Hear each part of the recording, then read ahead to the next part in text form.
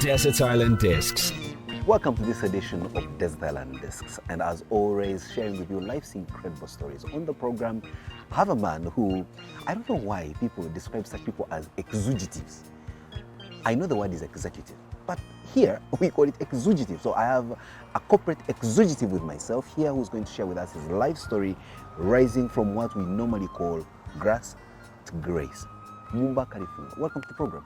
Thank you, Simon. Good morning. He's a managing director and CEO, if I'm getting the titles right, of Absa Bank, which is an international bank that has been in this country for, wow, almost 3 years. You are not Ugandan, but Uganda, by your own admission, is now home. Welcome, and tell us about yourself. Thank you, Simon. Indeed, Uganda is my second home, and like I told you, relating it to my native country, Zambia, there's so many similarities. The food, the people, the environment, the climate is much better. I think you beat us on the weather, so should I say we beat us on the weather since I'm Ugandan as well, Ugandan, right? Exactly. Yeah. So it's our second home, as I indicated. And I think at the onset, thank you very much for inviting me to be part of the program today. Deeply honored by that, and I'm hoping that we'll have a great conversation. So I think to get into it, so you've asked But me... as is normally the Ugandan way of doing things, every time someone makes a very resounding speech, there's always either the hand clap or this thank you. So thank you for that very illustrious description of our beautiful country, and we're glad to have you in here as part of us. But more importantly is that we seek inspiration, we seek to follow a shining star. And that's when we find folks like you, we call you out and say, come on, share with us your life story. So the pleasure is more for us to have you on the program than perhaps it could be for you to be on the program. And so we'll start from the beginning. Who are you? Where were you born? When were you born? To whom were you born? I like that, Simon. Yeah, so as you said, Mumba Kalifungwa is my name. I'm a Zambian national. I was born in a tourist town, in a town called Livingston, way back in the early 70s. I'm not shy to talk about my age. I turned 50 next year. Wow. Yeah, so yeah, looking forward to that, and what life has to offer. So born in Zambia, Livingston tourist town. I'm a firstborn in a family of 4. We now say 3 men and a lady, but in the eyes of our parents, it's 3 boys and a girl. And a girl, yes. You know, as you grow older, you actually take pride when somebody calls you young man or, boy. Yeah, something you would have cringed about a couple of years ago when you were much younger. So born in a family of 4, I'm blessed to have both my parents still alive. Oh, tremendous. Yeah, and still energetic and, still economically stable, which is quite important at times. So if you're this tall for a firstborn, and I'm assuming you're just a rough sketch, so how tall are your parents or your siblings? They must be twice your height. so interestingly, Simon, what we always joke about is my father is, I think, maybe 4 or 5 inches shorter than I am. My young brothers are also, on the big side. They have also inherited the genes. So going back genetically or into history, the 2 people that were larger than life personalities or, in stature were actually our grandparents. So my grandfather on my mother's side was a huge fellow. He was a policeman. And they always pick that type. You understand, right? Yeah, you have to have the right physique for it, right? Yeah, so my grandfather on my mother's side was a big fellow policeman. On my father's side was a teacher. So, yeah, and a big fellow as well, great disciplinarian. They describe him. Unfortunately, I never got to meet him, but I've seen photographs and heard stories. So that was those are the genetics around where I come from. My father is an academician. Yeah, he runs a private university. He's been a politician. He's worked in government. He's been a member of parliament. So quite an interesting, and a businessman, of course, right? And interestingly, when I finished high school for a year, I worked as a van salesman. Wow. So I used to go around with truck drivers on an 8-ton truck, selling FMCG goods across the country. Wow. And believe you me, at that point, I hated it, right? I was, 17, 18 years old. Now with the benefit of hindsight, it could have been a better life experience. lessons. What I've become today is a significant part to do with the upbringing. Wow. The training that I went through, the experiences that I went through, which I only appreciated later in life when I was exposed to this formal employment. And yeah. Now, I may need to amend something in my earlier statement where I said, you know, life stories usually on this program are a depiction of grass to grace. Yeah. In your case, from your upbringing, clearly it was a silver spoon in your mouth as you were born. No, or may no, I no, not assume that? No, don't assume that. It was a journey. It was a journey, and believe you me, it hasn't been a smooth one through and through. Obviously, my old man was from humble beginnings. His first job was with a parastatal company, and I think back then in the 70s to work, there was a company called, I think it's the equivalent of you know, the UDC here, you know, that oversees parastatals and the like. So he worked for that in his formative years, and it took a lot of investment. I mean, I experienced my father being sent to school to study whilst I was, you know, like, how old was I in 79? Say 6 years old. So back then he was privileged to get a scholarship to go and study in the UK, and we followed him. My mother and I and my young brother, who was born in 79. So we were away for like 3-4 years. And believe you me, we were coming from a rural town in Zambia. At the time, it's rural in the setting, but urban in its name. I mean, a town of course. Yeah. There you go. So there was a town called these beautiful falls, the Victoria Falls. Yeah. So it's a small town. I mean, you would liken it to, say, a Ginger, maybe. You know, it's not necessarily your Kampala and things like that. So, but it's also certainly not Rukunjiri, where I come from. No. I'm sure you've never heard of that place. Of course. Yeah. So to a certain extent, so those were the beginnings, and I think working for a parastatal, he studied, came back.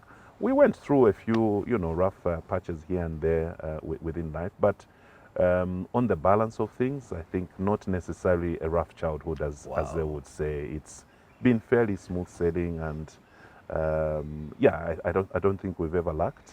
It shows from your fingers. You have all your fingers intact and all that.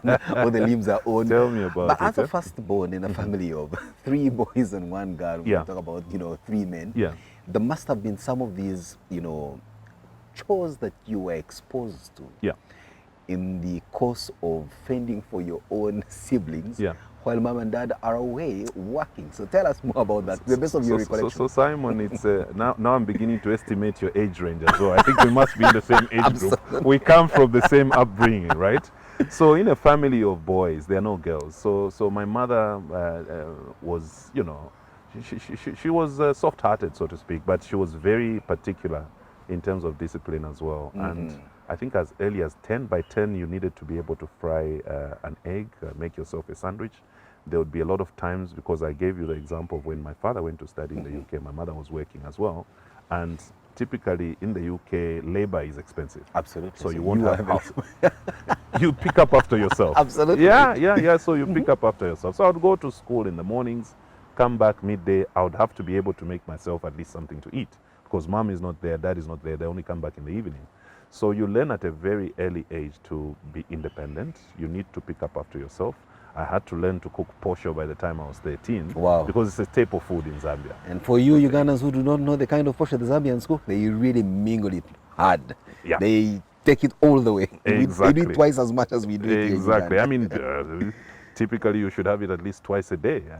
And, and those that are extreme will eat it as porridge in the morning, and pulp at lunch and in the evening. And while having it as porridge in the morning, they are eating the corn, the boiled corn on its cob. Of course. What a balanced diet. Yeah.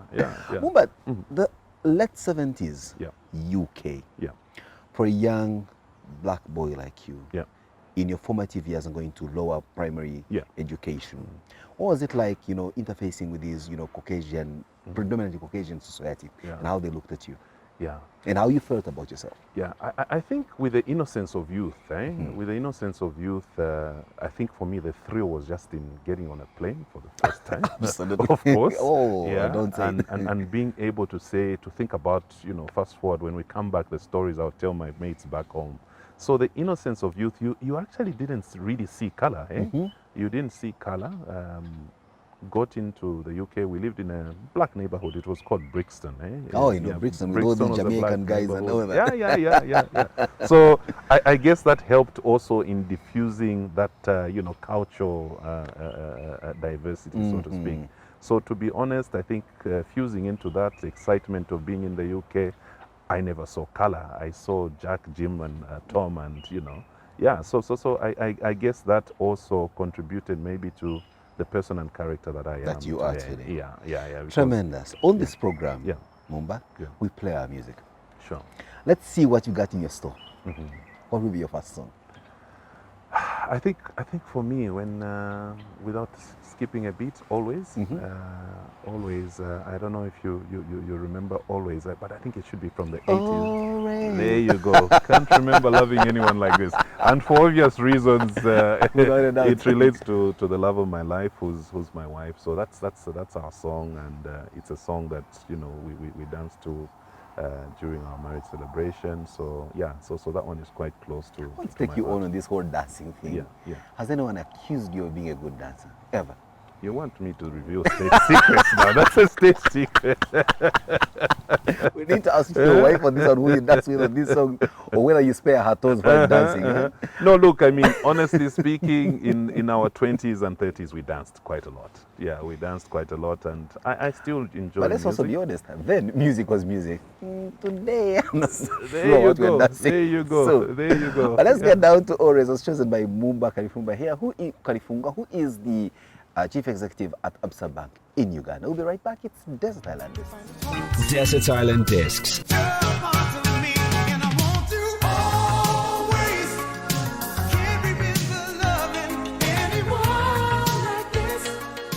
Welcome back to the program. Still, having good conversation with Mumba Kalifungwa here, who's sharing with us his life story, and it's quite an interesting one. If you just joined us, you have no idea what you missed. But guess what? We're still at the early beginnings of it. So, Mumba, you are in the UK with your siblings and your family, and time comes to return to Zambia. Yeah. One, as a young man, like you said, innocence of youth, did you actually want to come back? Oh, Chief, I cried, eh? I cried, I told you. And guess what? It wasn't even your scholarship, eh? You were piggy banking on someone. On the old man's scholarship, right? No, I cried. I mean, look, back then, Kapirimposhi wasn't as developed as it is now. I mean, it's a central, I think I maybe calling it a rural town is a downgrade, but it's a small town that adjoins the south of the country. Is it the south? Yeah, the south. And the north, or the Copperbelt province. Is that right? But is that the place close to where your three countries almost meet, where Zambia, Zimbabwe, and a bit of Namibia? No. That would be at the southern tip. So this you're going up north. So this one is the one that connects us to Tanzania. Yeah. So we have a rail station that moves from Kapirimposhi to Dar es Salaam. So actually, the name Kapirimposhi almost sounds Tanzanian. It sounds there you more go. like Yeah. There you go. Yeah. So coming back, and we're going back to Kapirimposhi, right? So not Lusaka. Not Lusaka at the time. So we came back, I think, in 82, 83, thereabout. And, by God's grace, within a few months, I guess maybe because of the exposure the old man had, that's how we moved to Lusaka. He got a job with a company called Unilever at the time. Wow. If you remember Unilever back in the day, they were famous for everyone Colgate, had something from Vaseline. Unilever in the house. Yeah. There we go. Yeah. So I think that was the journey of, moving to the big city and beginning to experience life from a different level. But believe you me, coming back from the UK, it was heartbreaking at the time because I think the levels of development were poles apart. But also you get down to the local schools in Lusaka, which may not have been local in the sense, but local from gauging where you're coming from. Yeah. And I'm sure you must have picked up a bit of an accent. So how are the kids looking at you like? Saying, That's a natural thing. Here you'd have a nickname. Yeah? Chive Bulaya. Oh, really? Where Bulaya? Chive Bulaya. Chive Someone Bulaya. who's from, Okay. No. Bulaya means the same to us. It means overseas in Bemba. Really? So, yeah, it means See, overseas. The languages are very there close. You go. So yeah. Chive is someone who's come from. Yes, come from. All right. So how would you pronounce that in your local language? Someone who's come from Bulaya. Afma Kubulaya. If you say it, I will certainly have Uwa Kubulaya. See? There you go. Yeah. One guy. Yeah. There we go. Yeah. So obviously as a kid you do pick up the accent, as you said. So it was there for, I don't know if it was a couple of months or a few years, until you immerse yourself within your colleagues and everything. Now I need strong photographic and stamps evidence to show that you studied in the UK. No, you mature into your environment, isn't it? Yeah, into your native tongue, yeah. True. So when you arrive, you are kind of an attraction to the locals. So now gelling in and trying to de-Londonize yourself. Yeah. Again, was it the benefit of the blissfulness of youth, or was it now your parents also imparting on you the value and say, look, we're back home, you have to be normal, natural, and stop this? No, it's a combination of both, to be honest. Like I said, being the firstborn in a family, come from a very strong value system. My father was a disciplinarian, that guy. Yeah. No, if, back in the day, you stepped out of line, I don't think you'd even get a first or second warning. It's breaches were met with ferocity and, My dad was the Supreme Court of Appeal. Like, he was the last court you'd go to. Really? But guess what? There were no other courts below that. That's the first court you go to, and that's the final. Yeah. No, these guys were the law unto themselves. And with hindsight, for me, I don't regret any moment of it, because maybe if the approach had been, very fluid, I mean, like the way we are raising kids wouldn't be having nowadays, this conversation. you understand. As You understand. You understand, right? Yeah. And that's the reality of life. So a certain measure of discipline is very, very important, and I'm particular about that. And it's also shaped myself as an individual, even my career. Wow. I'm very disciplined in everything that I do, and I detest indiscipline, especially when it comes from adults, professionals. My kids who are over 20 now, and I mean, if they misbehave in a certain way, I really cringe, but you use words to counsel them and bring them back in line. You preempted part of my last questions to you, but since you've decided to bring that right now, we can as well delve into it. Yeah. When you say you detest indiscipline, what exactly constitutes indiscipline? For me, what constitutes indiscipline is not following, say, laid down rules. You say are a senior leader, you have certain expectations of you. For instance, if you're an employee, when you join an organization, you are given what is called a role profile. There is what are called organization behaviors, there are what are called values that stipulate the way you conduct yourself. True. So at a corporate level, indiscipline for me would be any divergence from that. The standard, yeah.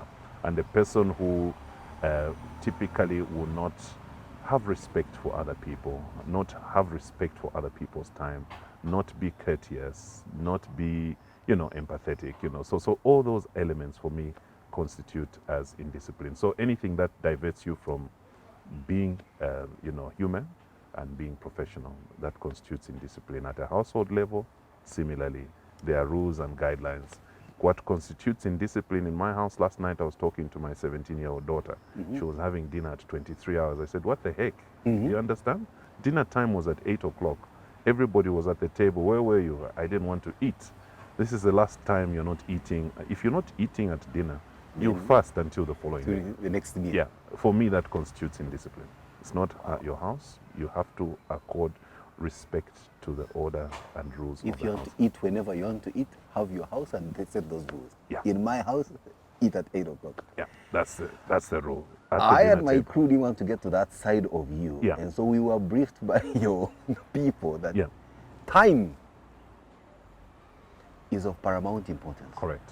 So when he says this o'clock, Yeah. you better start this o'clock. Correct. Or else Yeah. you're in trouble. Yeah. Sir, I hope we met your expectation. No, you exceeded them, and my apologies. I was actually on, Helen's leg. I said, Helen, we said we guys are starting. the fluid ones. You understand? Our rules are that you can come in any time. Excellent. Yeah. No, I'm a sucker for that. And like I said, when I walked here, I was 5 minutes late. I'm like, oh my goodness, I'm breaking my own rules. But the unfortunate bit is the guys didn't come in and say, Simon and Tim are here. But very particular about timekeeping. Mumba, at an early age, Yeah. like many of us, Yeah. young lads especially, we have dreams. Yeah. You want to become a police officer like your uncle, your grandfather. Grandfather, yeah. The next morning you want to wake up as a pilot, like some guy that you happen to see and you fly. Yeah. The next morning you want to wake up as a typical good lawyer. Yeah. And you have all these things going and playing around your mind. What played in your mind in terms of vocations that you wanted to You end up will in? laugh. Uh-huh. So we are finishing high school. We used to have what were called career masters. Yes. That you only got to meet after, I think, in the last month of your high school. So you have a conversation with career master. You said, "Oh, what does a career master?" Oh, ideally, as the title, dictates, he's supposed to guide you to say, "What do you want to study?" and what are your thoughts. So at that point, you haven't had these conversations with your old man or your parents, because I mean, back in the day, people, I think there were certain elements that parents didn't really focus on. They just expected things to. You go to school, you learn from there. And that's the point. And we'll pay the fees. You understand, right? How to choose for is the report. Were you the first, second? and that's the point. That's the point. So I had crazy things like, I want to be a pilot. I want to be a production manager. And the term production manager, I think I had picked it up in some movie that I watched. I had no clue what a production manager does. Producing what? Yeah, exactly. Yeah. So I had crazy dreams like that. But my defining moment was, I think I mentioned to you the year after high school, I was working for my father. I had a close friend that we had been friends with from 5th grade. I think that's about 1983 or so. So we had gone to the same boys' school for primary and secondary school. So he had an older sister, who she was what, 3-4 years older than us, or more? Yeah, maybe about 5-6 years older. So she had chosen the path of accountancy and had gotten a brilliant job. Those days the mines were thriving, so she had moved to the copper belt. So one weekend my friend says, "No, my sister's invited me over to go and visit. Do you want to come?" I said, "Oh, cool. I mean, yeah." So went to the copper belt, and Chief, she was living well. She was living. I said, "I found my calling." You understand? Yeah. So that was the defining moment. So my childhood Living friend, well meant what for you at that age? she's got a flat. Eggs and bacon on. She's got a flat. There's a big screen TV. She's got a car. She's able to take you out for lunch. And I said, "Yeah, this is. I think this is above average living." You understand? This is where I want to be. This is where I want to be. So that was my point of inspiration. And let's play your next song, and from there we see how that inspirational moment turns into the reality that you are today. Thank you. Luther Vandross, Power of Love. This guy called Luther. I mean, I didn't expect to find anything in common that you and I would have. Not even the love for Posho. But Luther Vandross, now you got me. Yeah. Is it particularly the song or the artist that you actually love? The song. The artist was talented, so both the artist and the song, but there's certain things that you found out about his private life that... Oh yeah, I chose to ignore, but I say his voice was... Let's stay clear of that and just say, that aspect, no. His voice, the person that he was an amazing person. The talent, incredible, out of this world. Like many talented people, they have certain aspects about them, but the talent is rare. Power of Love, why did you choose it to be a second song? Again, I think it used to be a song that provided me with comfort when I'm going through difficult times, challenging times. It just connected with me, and when I was faced with challenge, I think that's something that would calm me down, so to speak. So again, I would love to peep into what constitutes challenge for you at that time, even now. What's challenge? What's that moment that you call a challenging moment? Yeah, look at it's diverse, right? Challenge can be at a personal level. Obviously, to be things that border on, say, disturbing the normal course of life. It could be a sickness of a loved one. It could be a death of people you're close to. Yeah. Or in your heydays, an airmail gone unreplied for 3 weeks. No. I mean, I was trying to dodge that, right? How can you imagine communication was then? Now that's it's the point, instant. right? Yeah. Then you wrote to a loved one a letter. Yeah. And you're showing up at the post office almost every day expecting a reply. Yeah. And we used to receive results by post. So look, at the time, obviously, as a young person, what constitutes a challenge is anything that does not go your way. True. You've given an example of airmail and things like that. I mean, when you're in your late teens, early 20s, A challenge will be your girlfriend not talking to you for a week. You know, those funny things, You know. right? Yeah. So, I mean, they vary. And as you grow older, the magnitude of problems that you face, equate to the level that you're at or the age that you're at that particular point. And the earlier point around sick people, departed colleagues and the like will be things that you typically, when it comes to business, anything that is external, that is not directly under your control, that would constitute a challenge. And that seems to happen more every day than it used you to understand? Be in the past. Yeah. I mean, we're in volatile times, as they say, Absolutely. VUCA times, right? Yeah. Exactly. So every day that you wake up, one is a blessing, but again, you don't know what curved ball will be thrown your way. Power of Love by Luther Vandross, chosen by Mumba here. And he's sharing with us in a very interesting manner how he grew up and the formation of what a CEO goes through to be who he is today. We'll be right back. It's Desert Island Discs. Desert Island Discs.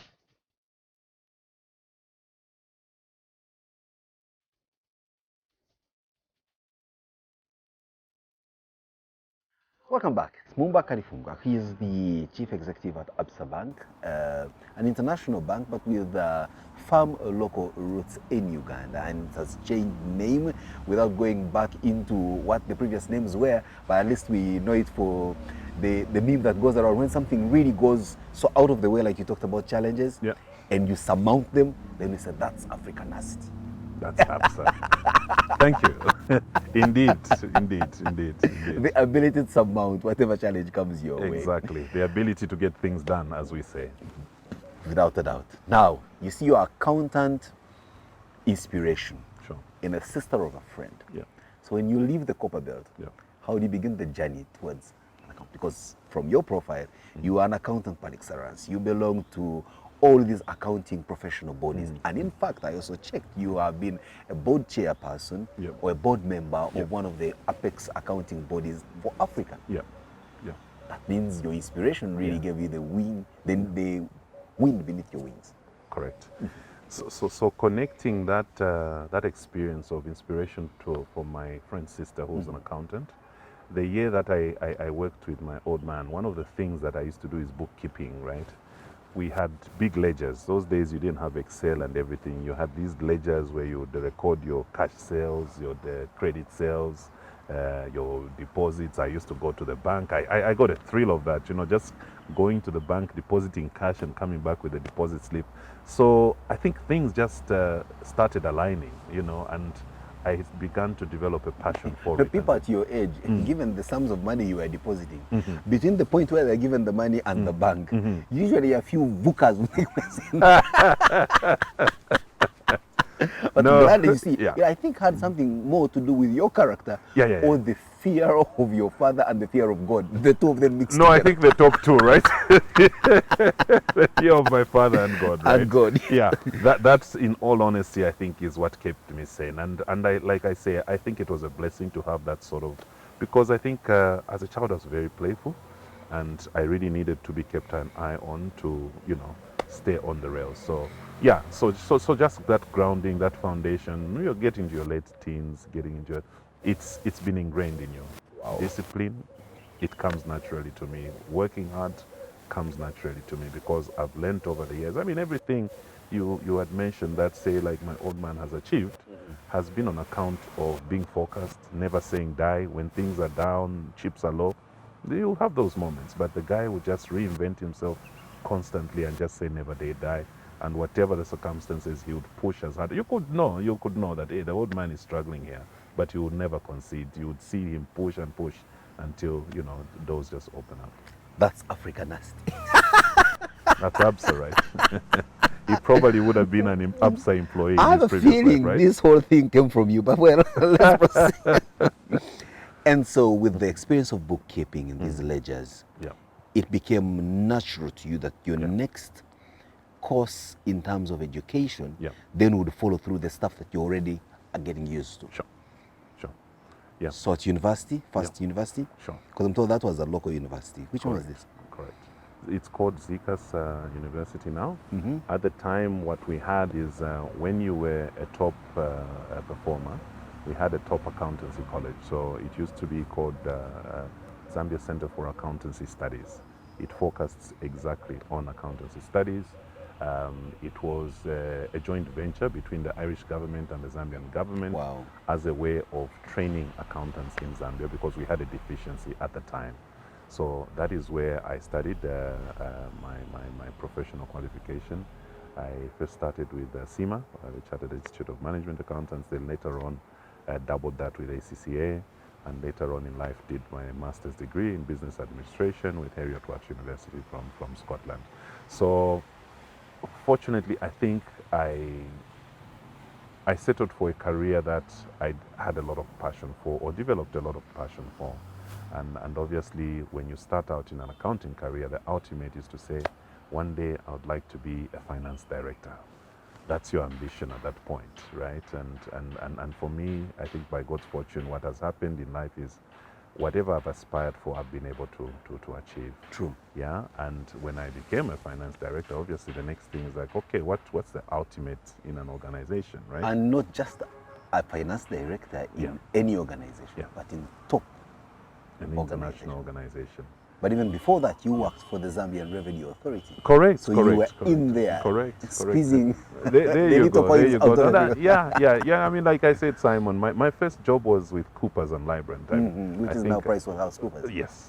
There you go. I told you I could estimate your age, right? Only somebody who's as old as me would know what happened in 1998, isn't it? Let's right? also agree that information is my trade. So I try as much as possible to know what even that happened before I was there. Yeah. And I'm beginning to get to know a few things that are going to happen even before I get there. Yeah. Now I'm getting psychotic. You're beginning. There you go. Excellent.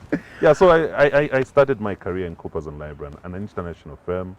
21, 22 years old, and they work you. I worked for them for about 5 years. And they work you to the hilt. I mean, they suck the life out of you. But after all is said and done, those are the scars that build you as a person. You're a guy who's visited the copper belt. You know what happens when they pick the copper, as it is. They have to take it through a blast furnace. Correct. To make it the good stuff. And believe you me, the molding and experience that I went through in Coopers and Lybrand, which, as you say, later became Pricewaterhouse. There was a component that became Grant Thornton. I stayed with the Grant Thornton side. It taught, it was just almost like piecing the puzzles together. Discipline, hard work, you needed to be, because if you weren't, you messed up on a client's billing, your head will be on the chopping board. So you have to be on the grind constantly and meeting client deadlines. Attention to detail. Yeah. But that's what let's not kid ourselves that it was also serious work and all that. I mean, you're a young man growing up, going through the vagaries of adolescence, and now. No. Of course. We worked hard and played hard. Oh yes, that's what I want to. Worked hard and played hard. Balance. No, without doubt. Nowadays when we sit with my mates and you drink 3-4 beers and you're tired, you're like, where is that energy that you could push a whole bottle of gin? Yeah. You could drink 7 days a week, go dancing 7 days a week, and be in the office at 7, leave at 9 p.m. and go to the club again and do it over and over again. And you'd survive a whole year without falling sick or... you drink on a Saturday and fall into the Sunday drink at brunch. Monday you won't wake up. No, of course. 2-3 bottles, you're there, right? Wow. Yeah. Well, let's also look on the lighter side of life. Sure. I mean, you possibly also, you're a tall guy by all standards. You must have caught the attention of a number of pretty young female Zambians. How was that side of you? Chief, my wife will watch this program, so I only had the eyes for her. Yeah, and she had the eyes for you. That's and it. You met very early in life, but that was it. Let's leave it at that. Her, this incredible woman. I beg your pardon? When did you meet this incredible lady? When did I meet her? 1993, I think. Yeah, we met in '93. Were you already working? Yes, you were. Yes, I was. Was I? When did I start working? No. Before I started working. Before I started working, I started working in late '95. So I met her in '93. Surprisingly, at my cousin's funeral. She was classmates with my niece. Yeah, an older niece. Yeah, so that's the first time we met. You have an incredible memory. Some of us don't remember a bit of when we met our mates. Although the first ladies, they would remember even the color of shirt you were wearing the first time they laid their eyes on you. Yeah, no, but that would be detail. At that point, then I would be superhuman. I said, yeah. No, but I always remember that, and you know, we humor about it to say. So somebody says you were supposed to be mourning at a funeral, and your eyes were alert, right, and able to pick her At out. the end of the day, that's how you make sure that you squeeze the best out of whatever it is. That's why they call getting lemonade out of life's lemons. There you go. There you go. Yeah. Wow. Yeah. And so then you were working, you're relating. Are you now staying at your father's house, or have you left? At what point did you leave home? I left home at within 6 months of getting my first job. It was a decent job. I mean, an international audit firm. Within 6 months, I always say I was privileged to have boarded the buses and borders only for 6 months. After that, I was given a brand new Corolla. By the organization? By the organization. Oh, lucky. Yeah. Personal to hold a car, fuel. Early 20s, bloody. That was amazing. You can only... I can only imagine what that car was. But let's play our next song. I think that's now a moment where we need just relax the song. Yes. Yeah. So the next one, right? It's a Koffi Olomide song. I've gotten to like it in the recent past, and I think the reason I've liked it, I don't know if you've heard it. It's called Wa. Oh. Yeah, don't even say. There you go. Yeah, and you know why did it catch my attention? When you look at Koffi Olomide, if you Google him now, I think he's about 65 years old. But the way he has transited the generations, he's now more funky than the current guys. You get it. And he's able to read to say, oh, Diamond Platinum is trending now. I need to do a collaboration with. For me, that speaks to the times we're living in. You know, his business acumen. Let's not forget, it's not about entertainment. No. Business. Yeah. He is, I think, commercially astute, to say the least. And it also teaches you something. When you're a leader, you say, okay, you need to reinvent yourself. Adaptability. You need to reinvent yourself. That's the right term. You need to be able to adapt to the times that you're living in. And you need to remain relevant. So that's why I resonate with that song. Let me just, before I play this song, because I just can't wait to get into it and get groovy. But there was a time in this country where Congolese music and the love for it was all we had. Was there a time when Congolese music ever made its way down to Zambia? In a big way. So I'll go back. No. And by the way, I mean, it's even a bigger story because I come from the north at a province called Luapula. We are neighbors with DR Congo. So if you dig deep into it, we've got relatives across the river and across the border, right? Wow. Yeah, so there's Congolese roots in us. So maybe that could be the root cause, right? But rumba was a big thing in Zambia in the 80s into the 90s before the local music took center stage.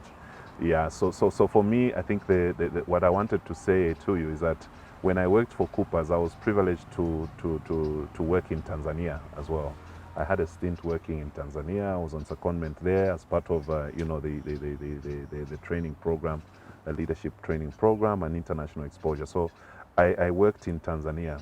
So when I worked in Tanzania, two things that were important to me. It was the first time I was working alone in a foreign country, and I had to stay there, I think, for about a year, right? So the first thing, the first 2 weekends were pretty lonely. So I said, okay, what is the thing that can, remind me of home? So I said, okay, obviously Zambian mates, right?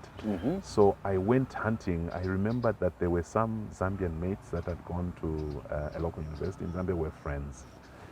And one of them had mentioned that they were studying pharmacy. So that Saturday I dedicated it to looking for a university or a college where they teach pharmacy. Where they teach pharmacy, yes. And who knows, you could find... I found it. It was Muhimbili College. It was called Muhimbili College of something, I found it.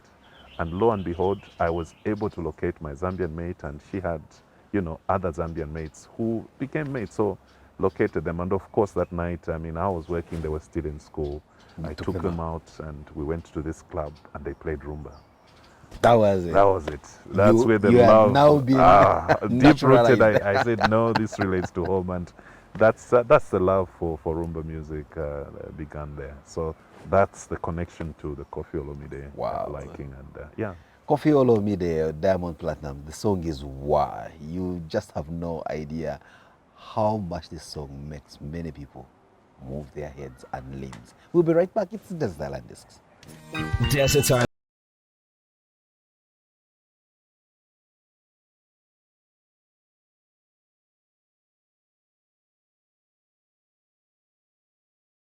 Back, it's Mumba Kalifungwa. She's sharing with us his life story. It's an interesting life story, as they always come. Incredible.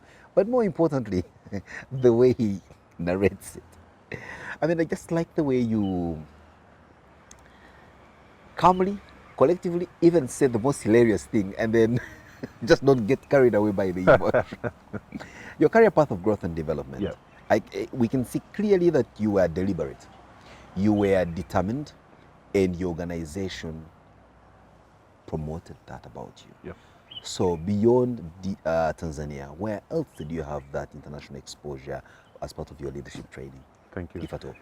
Yeah, so Simon, like I said, started during my career with Coopers. Tanzania was one of the areas that, countries that I was privileged to work in. Mm-hmm. Then my next international stint came with the opportunity in Botswana. Prior to my going to Botswana, I was CFO for the, then it was called Barclays, the ABSA franchise in Zambia. I was, the CFO there. Then this stint, I mean, one day I'm driving with my wife and, my boss. We have what is called a regional CFO, the person who's the boss of the CFOs for the continent. Mm-hmm. So she used to oversee, 10 countries. So she calls me up one day, I think it was a Sunday or Saturday. And we are driving, right, with my wife, and she calls, she says, "Oh, Mumba, by the way, I wanted to ask you something." So I said, "Yes, Nomsebo," that was her name. She says, "Are you mobile?" I said, "Of course I'm mobile." Yeah, I'm actually in the car I'm driving. right? Yeah, so she says, "No, that's not what I mean." She says, "Would you entertain a senior leadership movement to another country?" So I said, "Oh, okay, it's not something that I've entertained, but tell me more." And then she explained the opportunity, and as they say, the rest is history. Yeah. So prior to coming to Uganda, I worked in Botswana, and now I'm here. Obviously, I've worked in my motherland. I've had a few stints of, short-term tasks that we do from South Africa, but I mean, that comes as part of the job, yeah. Yeah. And of course, I've been privileged to be on leadership programs that take you to various countries. I think in the West, I've gone as far as Senegal. I think that was quite awesome, visiting Senegal a couple of years ago on a leadership program. And over the years, I think the bank has invested in me.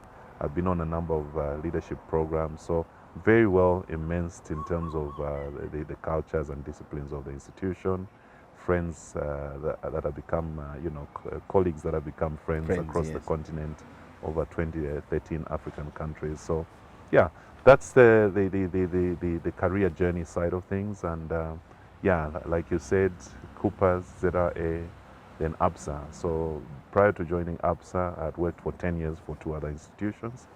And then, after that, I've been stuck with ABSA. So I guess I found love at ABSA. ABSA. Yeah. And possibly I think, found more love with you. There you go. And, Yes. and I think for me, the reason I've stayed this long as ABSA is that it's given me an opportunity to grow. I have grown. I joined the bank at a level they called assistant vice president. So you graduate assistant vice president, director, and then of course a CEO. So I've gone through that mill. And in riding that journey, has it been easy? I mean, sometimes when people see the final product, they don't know the making of. You understand. So there were ups and downs.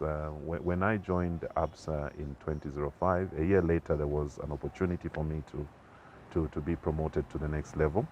And I was denied that opportunity. There's some flimsy reason, and I wasn't even shortlisted. They brought in an external guy.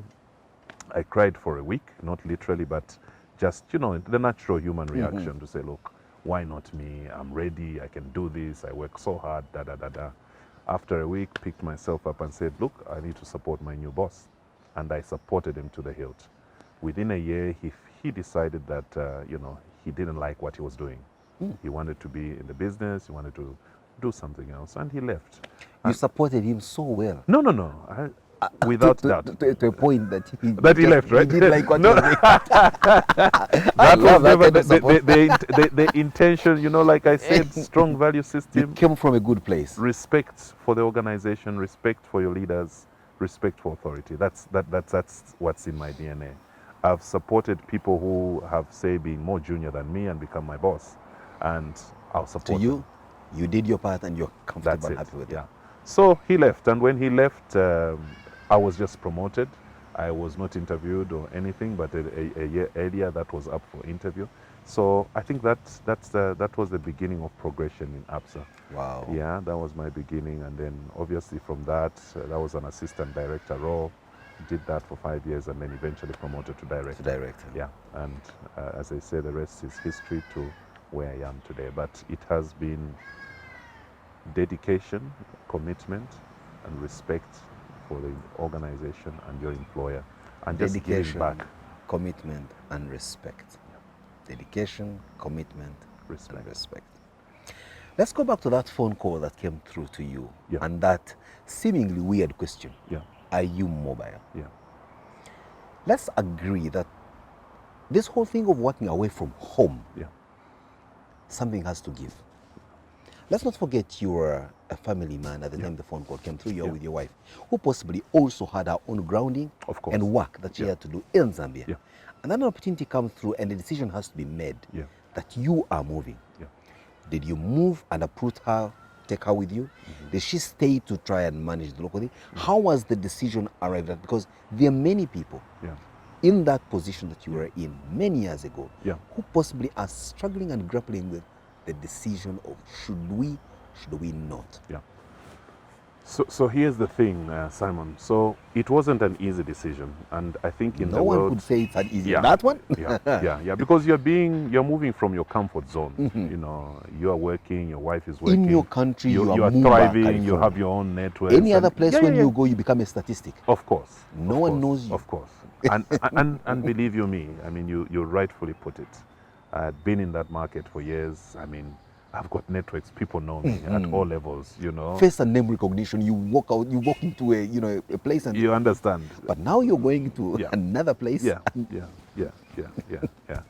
But anyway, Uganda is home, and we are getting there. And I've been Now you fortunate. possibly have more face and name recognition in Uganda than you'd have in Lusaka. Hardly anyone remembers you in Of Lusaka. course, I mean, you feel like a stranger. I told you, I was looking forward to coming back home when I went to Zambia on holiday, right? Absolutely. Yeah. So we had the conversation with my wife. Obviously, after I spoke to Nomtebo, I had to say, look, caveat, let me think it through. How much time do I have? So she says, you've got a week to make a decision.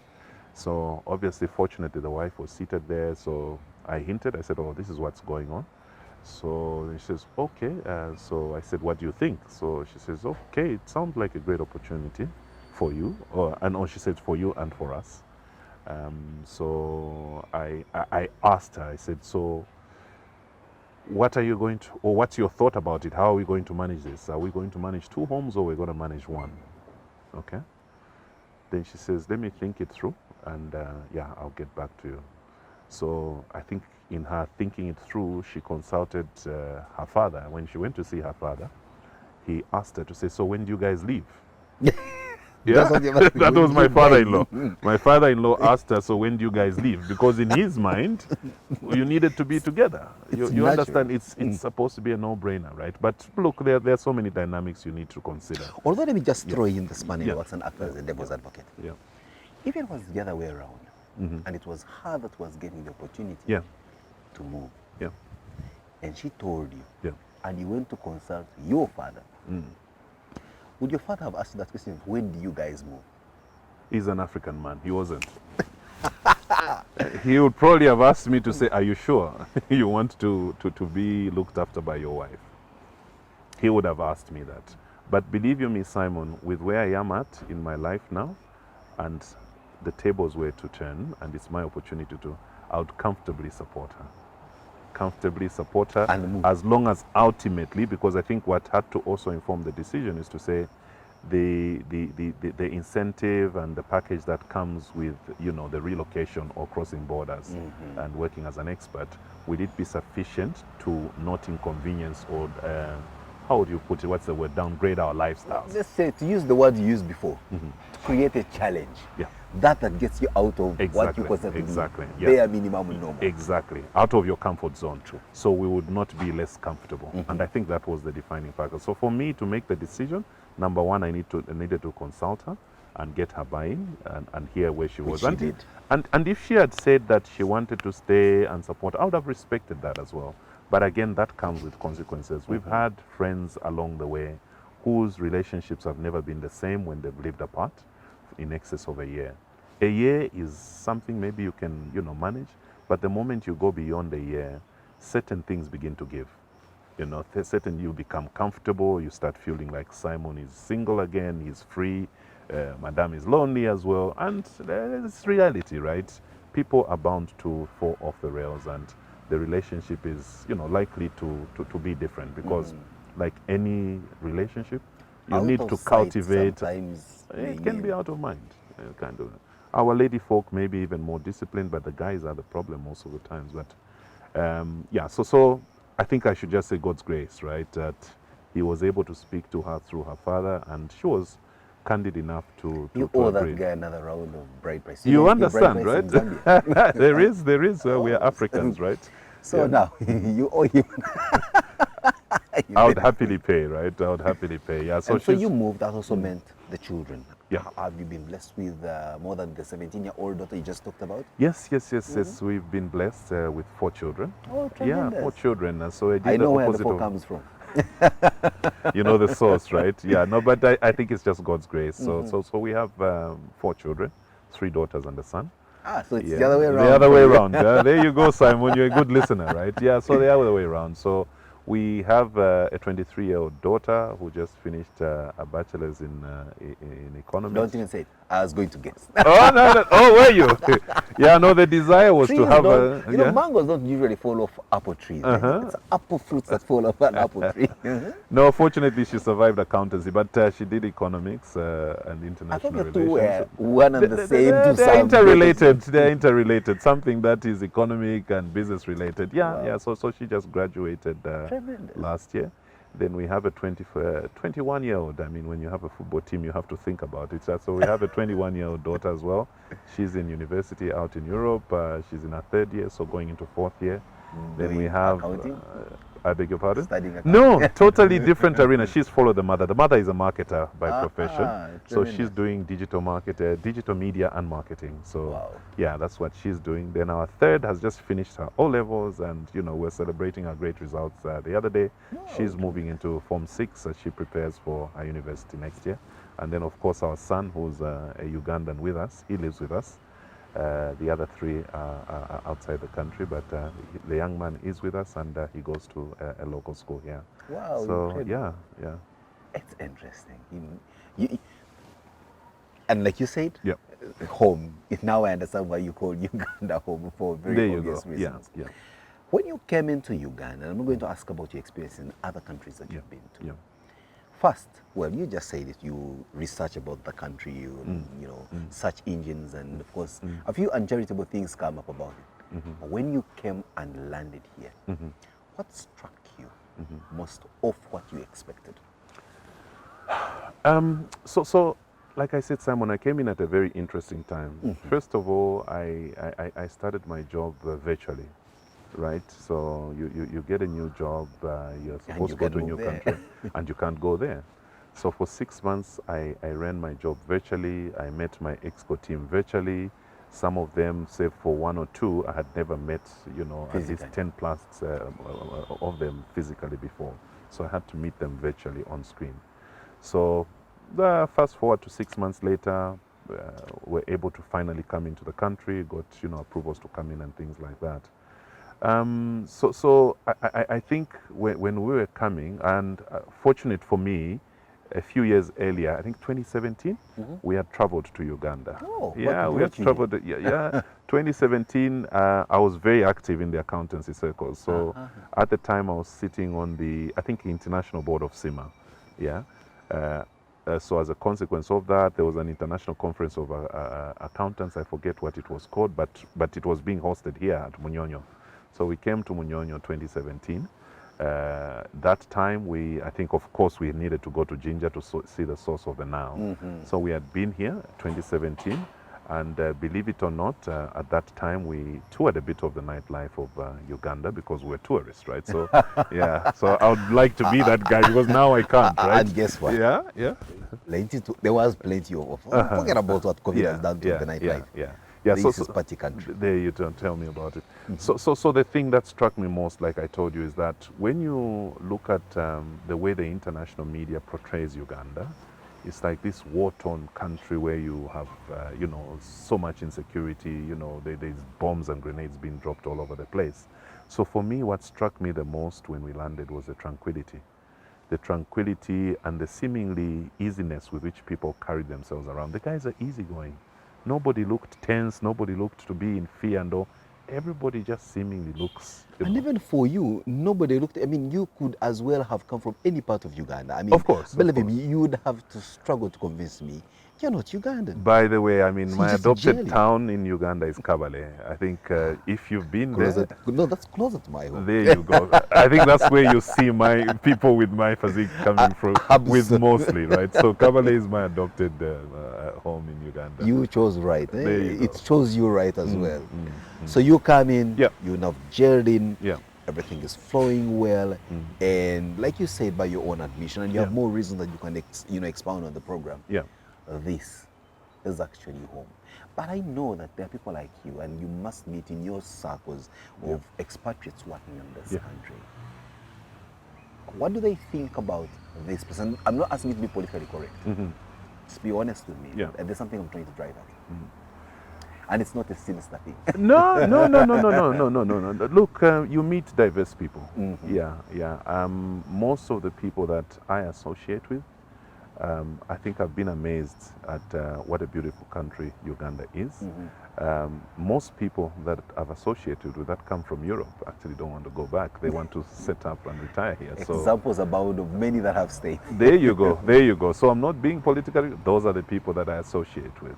And I think so far I'm yet to come across anybody who tells me otherwise. So I don't know if it's by some form of fortune or, you know, profound destiny that everybody that seemingly we associate with has the same experience. So that's been my experience of What was I Uganda. trying to drive at? Maybe to say now I can comfortably place a bet on you. Yeah. You guy, you're not about to go back anywhere from Uganda. Who knows, right? Who knows? Who No, knows? I'm just think about not letting you out of this place because Yeah. I think, one, you don't only love it, but well, we don't have a problem with you doing what you're doing because you're doing it pretty well. Thank you. Away from that, Yeah. how has it been for your family adapting? Yes, I know the bulk of your children want to live here with you, but your wife has come along with you. What are her sentiments about working away from home? Sure. So I think if I look at it from my wife's lens, going to Botswana was a challenge because I mean, obviously there are a number of things she needed to give up on, and she needed to think of what she would do with her time, right? Yeah. So over the years, it's almost like coming here she has experience being associated with you know, this expatriate life. And what it has provided her with is an opportunity to, you know, tap into an entrepreneurial skills. So she runs some retail business in Zambia, remotely from here. Wow, So yeah, so that keeps her busy, and she's also decided to further her studies. So right now she's doing a master's degree program with the same university that I studied with as well. So yeah, so she's doing that, entrepreneurship and studies. So I think transitioning into Uganda was much easier than transitioning into Botswana. Because then it was more like the first. Yeah. Now she's come with experience. You've done it before. Yeah. Before we play your next song, Mumba, you know, it's interesting, you know, this whole move and resettling in. Because it also comes with appreciation of the local cuisine, appreciation of the local way of how things are done, and particularly for your son, also getting into, you know, schools and picking up new friends, things of that nature. How about we look at it from that angle? How has it been easy for you to immense into the local? Like I said, I don't know what it is about Uganda and Zambia. I told you a lot of similarities. the people, receptiveness, the friendliness, the type of food, like I told you. Back home, we call it in Shima, we call it posho here. Yeah, we have a lot of fish here. I've enjoyed eating the luombo. Luombo kills me. I mean, I enjoy luombo. What do you love in that luombo? No, I don't know. It's the preparation. I mean, I've eaten the beef luombo. There's, I don't potatoes, the soup, just the packaging that they put it in. I think the banana leaves and all. Yeah, so it's just so tasty, right? And I actually combine that and eat it with posho as well, right? Yeah. So the food is amazing. My next, what's your favorite dish? There we go. Yeah, I'm enjoying the gonja as well. The fried gonja. Plantain, as they call it. Bastardized by calling it plantain, but yes, it's right. gonja. It's gonja. There we go. Yeah. You have an equivalent of the same in Zambia, plantain also? No. I mean, for us, it's just the bananas, and we eat them as fruits. That's it. But we don't have the equivalent. Again, before we play our second last song, yeah. Do you have a place you call home in Zambia? A place I call home? Home. Yeah. You have a house. And how is it about managing two homes, if I may put it that way? Or when you go back to Zambia, you lodge up into a hotel or go to your father's house? No. Yeah, so yes, we have this is a very patriarchal question, and if it really doesn't taste very well in your mouth, I can drop it. Yeah. No, it's fine. We certainly have a home. By like I say, by God's grace, we do have a home. So there is a little holiday home that we've kept vacant, and whenever we are visiting there, we've gotten one of our relatives to I think we call it a lease on a concessional basis. Yeah, and the concession is that we should have access to it whenever we are home. Yeah, and the reason we've done that is because I don't know what it is about empty houses. There's a way they just mold away and all that. Human breath, they there you go. Yeah, they stay. Exactly. Yeah, so we have somewhere we call home whenever we visit home. Wow, incredible. What will be your next song? So the next song is a Zambian song. I hope you'll be able to find it. There's an artist called K Million. Yeah, it's K Million. So we have Chameleon here. Oh, so really? One of our top stars. Yeah. No, I've heard about Chameleon. Yeah. So he's K Million. Yeah, K Million. Right? K Million. So K with an apostrophe, then say million. Right. So he's done a local song that it's called Kakabalika. Yeah, and Kakabalika, it speaks to the sun, that it will shine on you someday. And it's a song that used to pick me up when I'm facing, say, challenges at a work front, at a personal level. I'm feeling frustrated and feeling like, look, life is not moving at the pace that I want it to move, and when will it ever shine for me? Will I ever meet that goal that I'm, aspiring to achieve? To meet the light at the end of the You understand, yeah, because along the journey, you meet some monster bosses as well. Oh, yes. That's just, associating with them on a daily basis is just a living nightmare. So when you have those moments, challenges, I mean, I've gone through things where you have a leader and you just stop talking when you go to meetings because it's their way or the highway, and you just go and get instructions. So Chameleon always used to lift up my spirits when I'm faced with such challenges. When he says Kakabalika, and indeed when it shined, it's a song that you say, this song has got a lot of meaning. So that'll be my... Let's do this for our two countries. Yeah. Find me Chameleon. Yeah. I'll find you Chameleon. Great stuff. Let the two guys meet. Yeah. And do a song, because I know he has done one with a Zambian guy. Okay. Our Chameleon. But wasn't K Million. Yeah. So let's link the two. They will thank us one day. Great idea. Happy to take on the challenge. Let's collaborate or collabo, as they say. As they say. Yeah. And for you, Chameleon, I think Absa will finance this, so now you know what to do. We'll be right back. Desert Island Discs.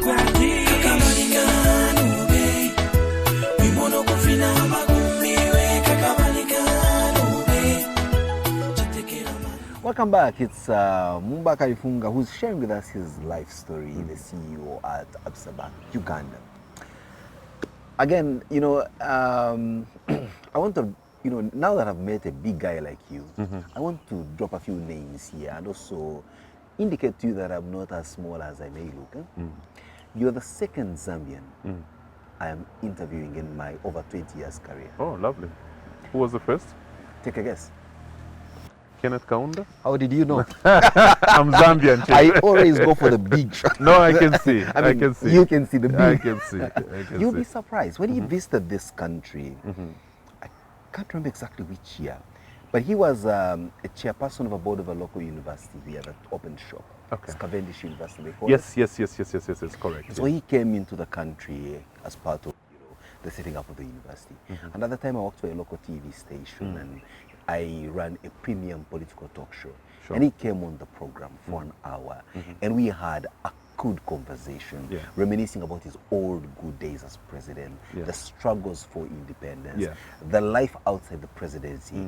And he was again in his usual what we call Kaunda suit with a white handkerchief. And guess what? At the time, he said his favorite pastime is singing and playing the guitar. And guess what? On the program, he sang. Don't make me sing, Simon. How did he escape my snare? I was setting up my Hell no. So what physical thing are you going to do for me here? Okay, apart from counting money. I mean, what are you very good at? Oh my goodness. So are you looking at what do I do in my free time? Thank you. What's my happy place? Believe it or not, a happy place for me is spending time with my wife and kids.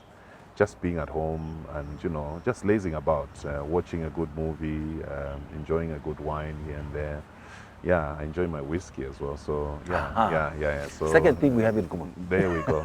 Simon, I think we'll be meeting more often than this, we right? should, especially with the single boards. There you go. And I know how to arrange for what to put in there. I see some grills around the place. Most welcome. One of these Saturdays we'll invite you over. Yeah, Tremendous. But so family time most of the time, watching movies, relaxing, try and stay in shape as well. Obviously, socially, I play golf. I What call myself. handicap could challenge you I'm a junior golfer. I'm proudly 25 handicap now. Yeah, I've just been playing for a year. Don't try to be modest here. You're talking to handicap 28. Eh? Really? No, we should have a game. We should have a game. In that case, we should have a game. Yeah. And by the way, I'm a giant killer on the golf course. I've been a swing from your size and gait. Yeah, I've been. You could make a hole in one on a par 5. Eh? There you go. Yeah, no, but let's arrange for that sometime. Yeah, that would be great. Yeah, so socially, that's what I do in my free time. I think that's about me from a social perspective. Certain things give you some great wind beneath your wings. What are some of those things? Is there a book that you've read that you'd want to prescribe for a guy like me or the multitudes listening to us? Well, we know that some good songs lift you out of challenges, but also there must be that one quote or mantra that gets you back on the rail when things go hard. Yeah. So, look, Simon, I know. So from my perspective, I mean, this is my story, right? The one person that has been a significant, well, there are two people, right? Significant source of inspiration for myself as an individual and for my career is my father. Oh. Yeah, and like I told you, I think at some point you said, was it silver spoon? No, it wasn't. There were tough times. Look, my father retired at 40. I think I shared this with Robert at some point. He retired at 40 on account of principle. At the time, he was with Unilever. They wanted to send him to Zimbabwe, and he made one request that his employers refused to honor. And on the basis of that, he says, I'm done. I'm growing older now. I need to start taking ownership for my life. I need to secure the future of my children. And he took that bold decision and resigned. And when he did that, that is when he started the trading company that I spoke about. And obviously, when you're starting a company from scratch, you go through some, rough patches, you're telling me? Exactly. So that ability to make a bold decision like that, you've got a family with 4 children, and you don't know. Young at that time. That's the point. You don't know where your next meal is going to come from or your next dollar. But the point is, by some stroke of luck or miracle, we never lacked, we never went without a meal and, a roof over our heads. So he did that. At some point, he decided he wanted to be a politician. We talked to him against that, but he did it. And he was successful. Yeah, he was successful. He was a member of parliament. He also graduated to deputy minister, full minister, so he went through the mill. And when that chapter of his life was closed, he decided, I'm now going to do my PhD, right? And this guy, I think, was hitting 60 or, something. And late 50s. And he did it. Went away for 2 years, came back, worked as a vice chancellor for a local university. And he says, hey, wait a minute, I can form my own. And I think it's almost 10 years now, and he's been running his own private university. So that reinvention from entrepreneur, politician, academician, businessman, I can't look for inspiration. I can't look. Sit on very high and firm shoulders. The man is a colossus. I think there's no better description. That is my source of inspiration. My wife gives me a lot of strength and inspiration as well. She's a very strong woman, very strong-willed. She challenges me sometimes, or most of the times when I have to make critical decisions. She'll always give me the other side of the coin. If I'm being unreasonable, she'll say, no, I think, come on. Chief, think with your mind and not your heart. Okay, I think you're being emotional here. Is it a rational decision? So those are the two people that stand out. And of course, my mother has been a hero in my life. All the shaping, the teaching us how to cook, the discipline. The mothers are always hands-on. That index finger pointing at your forehead. You understand. Yeah, so those are the people that stand out for me in my career. There have been people who have believed in me. Obviously, I think during my journey, my career journey, those that have been willing to give me a chance, I think I don't ignore that fact. So there have been people that, you put your hand up and they say, okay, give you a chance, and you do it. Yeah. And they support you. Exactly. Have your parents been to Uganda before? Unfortunately, not yet. Remember, the world has just opened up. Yeah, and there were concerns around, the pandemic, so they haven't been. But we are hoping for them to visit us sometime this year. Easter was a good candidate, so yeah, we look forward to hosting them here. Why do you have this lingering feeling that when they come, getting them out of here may be very difficult? Maybe as easy as getting you out of here. But tell them what? Yeah. This is home as well. Indeed. What is it, in your view, and within your strength and ability, that you think you are able or are going to change about yourself? Change about myself? Yourself. That's one. And the world around you, which must be Absa or even Uganda. Are you speaking to my purpose? Sounds like... We've had a very jocular conversation here. Yeah. Sometimes even the dead clock is correct twice a day. Yeah. Now I'm getting serious. Yeah. No, I like the serious side of you, Simon. So Simon, for me, I think that sounds like a legacy question. And the way I would give it to you is this way. The way I am wired is that in whatever situation I found myself in, I want to make a mark. And how do I make that mark? I make that mark by being passionate, by being different, by being passionate, being driven, and giving it my best shot. And I'm passionate about people. I always say I'm passionate about people from a leadership perspective. And why do I say I am passionate? I just love to see people grow. When I sit down and look at my career journey and look at people that I've groomed over the years, I can count, I think, almost 10 directors now. If I start mapping, I say, this guy, I helped shape their career.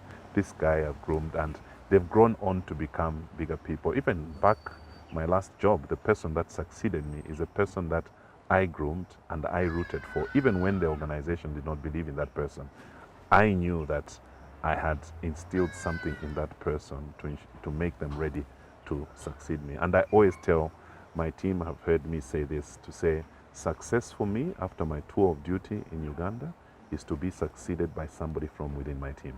Wow. So for me, that is part of my legacy. Absa Uganda, we have aspirations in terms of where we want to position the bank.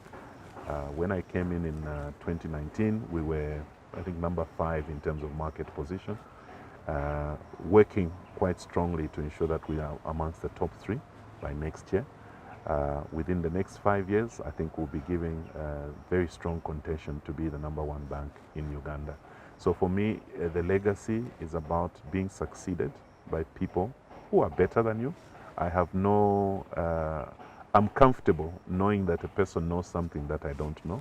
I'm comfortable being in the midst of somebody who is more intelligent than I am, Wow. right? I make no excuses. I don't get intimidated by anybody because I'm confident in my person. And comfortable in your skin. That's the There's right way like to three put of it. you in the world left. Count yourself lucky. Not many people have that disposition. So, folks, you've had this gentleman. He wants to make Absa the central bank of Uganda. I mean, I think that's what you meant by making it number one. Yeah. This is a beautiful country without a doubt. Yeah, I don't know how much you have done in terms of travel. yeah, Gladly you've been to Kabale. yeah. Where is that place? And sorry if you've already answered it in your Kabale talk, but you may as well repeat. Where is that one place in Uganda that you would love, if for a moment, to get marooned or even to just be away and alone by yourself? Where would that be and why? Look, I think so far the place that resonates with me, I mean, I've been as far as Arua, I've been to Lira, I've been to Masindi, but Chobe, the Chobe Lodge, I think that's a beautiful place. I've been to Chobe, I've been to Para. So Chobe always resonates with me, and I think it's on the calendar every year now that the world has opened for me to go there. I've been to Fort Portal, but I'm yet to do the Queen Elizabeth National Park, and looking forward to that sometimes within this year. But so far, Chobe does it for me, and it's just my place of happiness. And we were able to have the whole family, my kids and my wife, I think in December of 2020. Wow. That's the only place we could go, right? Yeah, so everyone came in and we all assembled there. So I think it has that significance and soft spot in our hearts as the first holiday we ever took together in Uganda. All of you. Exactly. You realize the club of people who choose Chobe when they sit on that seat is ever growing. I hope that one day I'll be able to make the many of you meet, probably at Chobe. Really? Mumba, it's been a pleasure having you on the program. Thank you very much. It's been a pleasure listening to your life story and picking those incredible nuggets of wisdom. And of course, speaking from you, the Africanity for one. Indeed. To surmount whatever adversity comes their way in their career path of growth and development, their personal lives, and everything in between. The challenge has been taken. A game of golf anytime from now, some whiskey date, even now we can resume after the program or we can start. And yes, what's left is for you to say kwaheri to our listeners. But before you do so, with a song, what gives you a good laugh? What gives me a good laugh? Is there anything specific? Just know that I think I like to think of myself as having a sense of humor. Yeah. So anything that is humorous. I mean, a good comedy will make me laugh. A good joke. I've got two kids who have got these amazing minds. They crack these, funny jokes that you won't get first time, and the laughter in it will be after they've explained to you, and they're saying, "That is no longer a joke because now we've had to explain it." I said, "You see, that's even funnier because now you've actually explained. You shouldn't explain a joke, right?" So those are laughable moments. You understand quickly. After a long explanation. There you go. There you go. And he said, "That is no longer a joke." And then I'll laugh at it with passion, Wow. And so those are the moments. We know what gives you a frown. You talked about it Yes, earlier on the yes, program. yes. So what will be your last song to our listeners? So you see, so for this, I've struggled, and I'm also trying to remember the lyrics. But you see, my children introduced me to this genre of music called amapiano. Yeah. So they That's the newest, and there's no old school for it. You understand? I want to live at the time when amapiano is old school. Yeah. So I just remember it was an amapiano song, and I don't know if you call them artists or DJs, but there's a guy called Cubs That Is Small or something. I don't know what the song is, so I'll leave this one for you to select.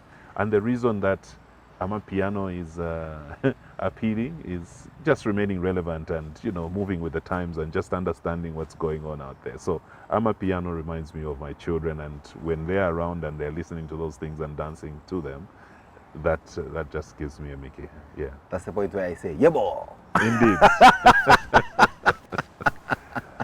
Yeah. For you, our viewers and listeners, from wherever it is that you've caught this program, we can't thank you more. You could have been doing anything or being a part of anything, but you're here. And I believe that we've given you value for your time. For you, Mumba, you could have been, no prizes for guessing. At work, making the change that you so badly want to make, or relaxing on a game of golf, or being with your family, but you chose to be with us on a Sunday evening. We can't thank you more. Let's meet same time, same place next week with yet another incredible life story. God bless. Desert Island Discs.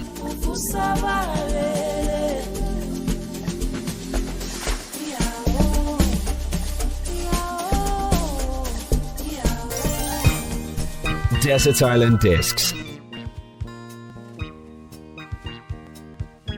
So for me, the legacy is about being succeeded by people who are better than you. I have no, I'm comfortable knowing that a person knows something that I don't know. I'm comfortable being in the midst of somebody who is more intelligent than I am, right? I make no excuses. I don't get intimidated by anybody because I'm confident in my person. I'm comfortable. Desert Island Discs.